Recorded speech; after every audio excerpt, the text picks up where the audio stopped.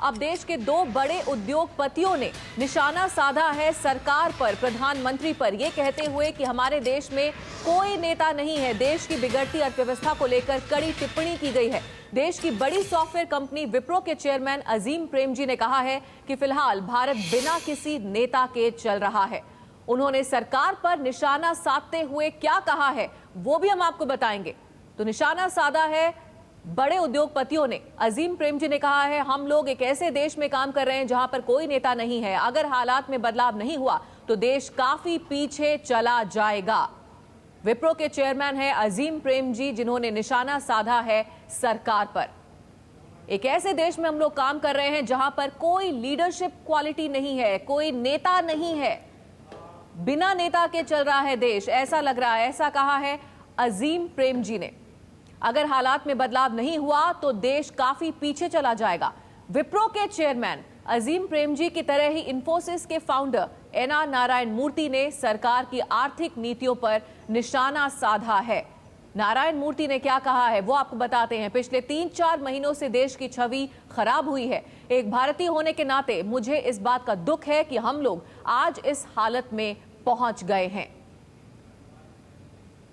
BJP के प्रवक्ता शाहनवाज हुसैन हमारे साथ हैं। शाहनवाज जी, बड़े बड़े उद्योगपति अब खुलकर ये बात कह रहे हैं कि देश में कोई नेता ही नहीं है। नहीं, देखिए, हमारे लिए ये सरप्राइज नहीं है। हम लोग तो पहले से कहते रहे हैं कि आज जो लोग देश का नेतृत्व कर रहे हैं वो लोग देश की चिंता की जगह अपनी चिंता में लगे हैं कि कैसे सरकार को बचाया जाए, कैसे कांग्रेस को बचाया जाए, कैसे जो स्कैम्स हो रहे हैं उन पर पर्दा डाला जाए। तो आज देश जिस हालत में है, आज उद्योगपति का चिंतित होना लाजमी है, क्योंकि मैं ये समझता हूं कि जिस तरह की स्थिति का निर्माण आज हुआ है, देश में आर्थिक मंदी का दौर चला है और सरकार कुछ नहीं कर रही है। और अभी नेतृत्व एक बड़े अर्थशास्त्री प्रधानमंत्री के हाथ में है, लेकिन जो अपेक्षा इंडस्ट्री के लोगों को है उस अपेक्षा पर ये सरकार पूरी तरह से नहीं उतर रही है। और देश का जो नेतृत्व करना चाहिए था आज, वो नेतृत्व करने में पूरी तरह से यूपीए सरकार अक्षम है। और ये बात जब भारतीय जनता पार्टी कहती थी तो वो ये कह सकते थे कि ये विपक्ष के लोग हैं, इल्जाम लगाते हैं। लेकिन आज ये बात देश के जाने माने उद्योगपति भी कह रहे हैं, क्योंकि देश पीछे जा रहा है और सरकार को कोई चिंता नहीं। जी, तो खतरे की घंटी हमारे देश के लिए, पहले स्टैंडर्ड एंड पुअर्स की चेतावनी का आना और उसके बाद अब बड़े बड़े उद्योगपति, बड़े बड़े नाम इस तरह की बात कह रहे हैं।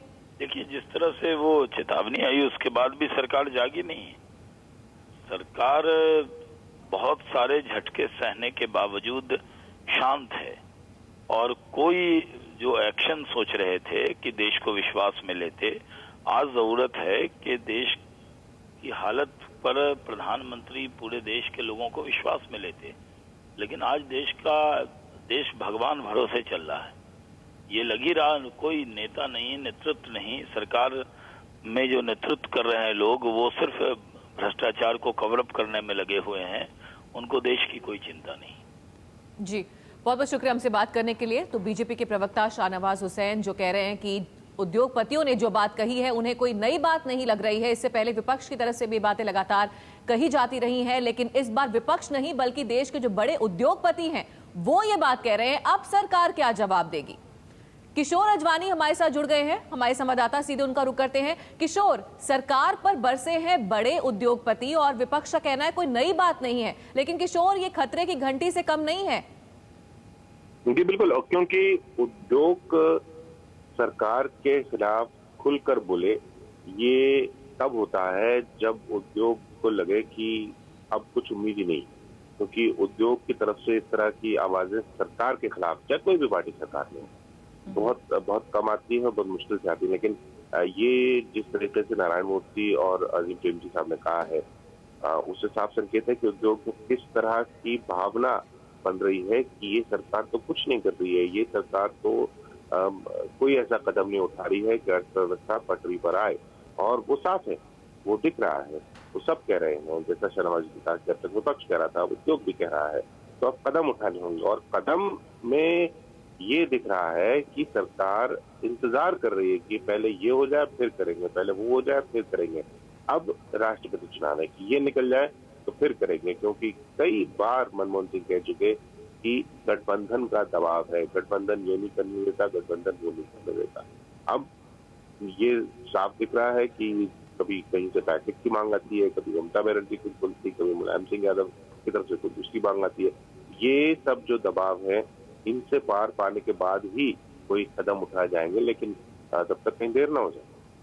बिल्कुल किशोर, हम रुक करते हैं हमारे संवाददाता आलोक प्रियदर्शी का। आलोक, सरकार के ऊपर सीधे निशाना साधा जा रहा है बड़े बड़े नामों की तरफ से, उद्योगपतियों की तरफ से। क्या सरकार कुछ भी नहीं कर रही है? देखिए चारुल, बिल्कुल ये सरकार की तरफ से ये पिछले कई महीनों में ये देखा जा रहा है।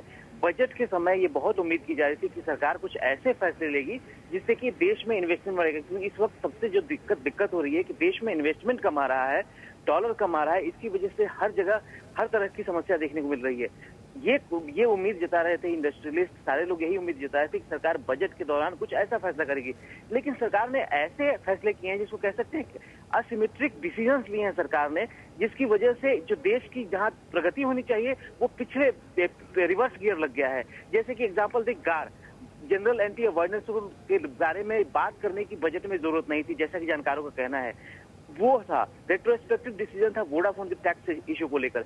इस तरह के जो डिसीजन लिए गए, सरकार पर विश्वसनीयता जो है पूरे दुनिया भर की, वो इस कदर खत्म हुई कि देश में इन्वेस्टमेंट आना पूरी तरह से बंद हो गया। और दूसरी तरफ से सरकार को जो करना चाहिए था वो उसने नहीं किया, गठबंधन की मजबूरियों के चलते। कुल मिलाकर सरकार ने जो करना था वो नहीं किया, उल्टे देश को रिवर्स गियर में लेकर चली गई।